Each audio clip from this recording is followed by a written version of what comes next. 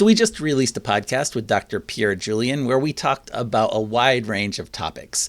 And one of the topics we talked about was high concentration flows or non-Newtonian flows. And we went into quite a bit of mathematical depth that didn't make it into the audio version of the podcast.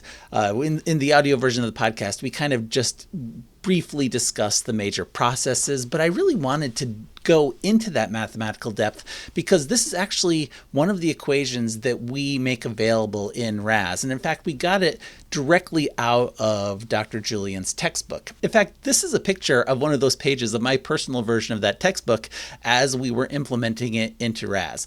So what I wanted to do was have this conversation, but in a video format so that we could cut it with the equations and include it in the RAS documentation. And so this is a short video with a little bit more mathematical rigor than the audio conversation, where Dr. Julien and I talk about what we call the rheological quadratic, or the O'Brien equation, and is the equation that he and Dr. Jim O'Brien came up with for non-Newtonian flow with the 4 distinct terms that we include in HEC-RAS. We're very much in that tradition. So speaking of the work that you and Jim did together, whenever I read one of your papers on hyperconcentrated flows, you almost always start with identifying 4 different processes that can affect hyperconcentrated flows. Can you tell us what those are?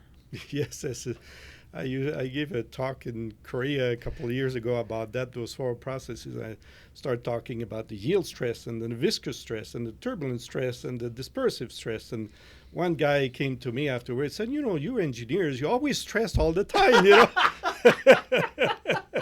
We have so much stress. All we see is stress everywhere.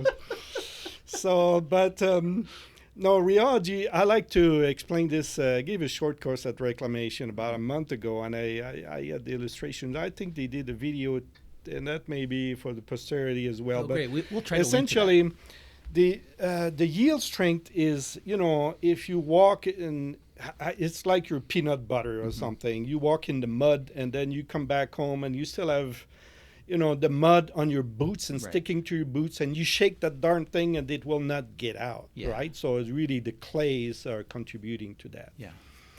The viscous stress is really viscosity. It's like honey that you pour, and as viscosity increases, it takes forever to move out of the jar, that is high concentrations, very viscous. So some clay and a lot of silt, typically.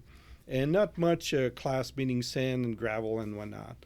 The turbulent stress is the one we use all the time. That's what we see in the river, all the turbulence and mixing. And so that's the easiest one to explain. The dispersive stress is really the impact, and I try to show this here to your listeners there, impact between particles there. Yeah. Where, if you have just beads running down or rock avalanche or something, and those they kind of blast each other and impact them, right? So it turns out that the yield strength and the viscous stress, they define really mud flows, right? So I use the Bingham plastic because the rates of deformation for those is relatively small. The purists will use a Herschel Bulkley or, more complex rheological models. But, typically if the velocity is 3 meters per second and the flow depth is 3 meters, the rate of deformation is 1 per second. So we're very low range, on the rheogram. And typically they take samples, send this to the lab, and they get into very shallow or thin viscometers. They spin this as fast as they can. They get rates of deformation of 100 to 1,000. And we're really at the lower end of this thing, really between 1 to 5, invert seconds. So therefore, the the Bingham model is what we use. So the yield strength and viscous, okay? And the other 2, they combine because they are inertial. They are a function of du dy squared, right? So turbulence is really mixing and whatnot. And dispersive, if you use Bagnall's theory and whatnot, then you also have some mixing and impact and whatnot. So inertial. So you can combine those 2. And to find out which one is dominant of those 2 inertial terms, you need to have high concentration. For Bagnall, high concentration, large grain size and large rates of deformation. Those are three main conditions. But compared with turbulence, there's only one criterion, which is ratio of flow depth to grain size. So if the grain size is greater than 5% of the flow depth, dispersive stress becomes important. But if it's less, then you can forget it. The turbulence is going to take over. So if you look at Mount St. Helens, and that's what we did with a student from Italy, Anna Paris, we got a paper looking at the maximum flow velocities from, of course, Mount St. Helens, Kamikami-Ori Valley in Japan, and so many others, Nevado del Ruiz and whatnot. And we look at the maximum velocities, and the turbulent model takes over, becomes the dominant. So you don't need to use the dispersive stress theory that many people, like the Japanese, used it a lot. And they have a class and coarser material coming down their mountains, so there's probably a justification over there. But in general, the problem with it is that you'll predict velocities that are just astronomical. And when we applied this, for instance, on the Wasatch Plateau, they had mud flows in the 80s here, in the early 80s, 83, 84. And then we applied the dispersive stress theory to those mud flows, and we get velocities of 150 miles an hour. I said, that doesn't make sense. So therefore, through time, I could understand. I'll try to explain here, but we try to separate those four stresses. So with the four stresses, kind of the stickiness, the cohesion, the viscosity. Yes. We have because of mud on your boots, and we've all eaten honey or used ketchup. We have a sense of what those are. Those combine. Yep. Those are linear terms. Yes. With the deformation, which we could kind of think of as almost the velocity.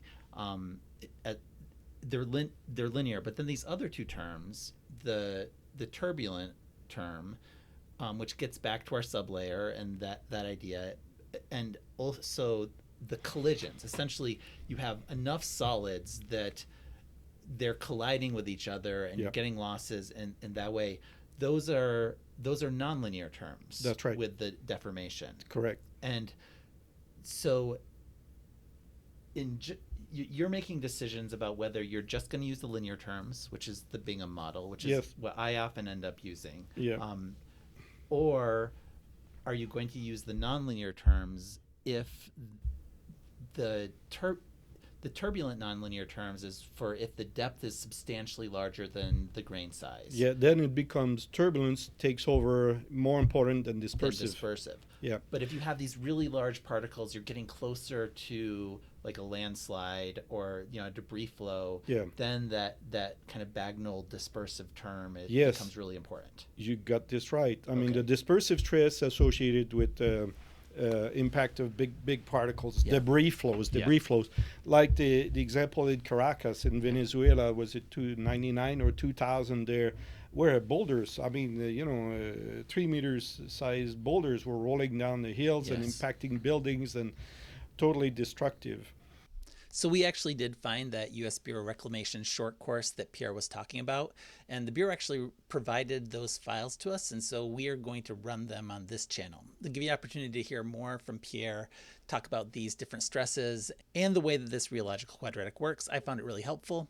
In the meantime, go ahead and check out the full conversation we had with Pierre on the RSM River Mechanics podcast.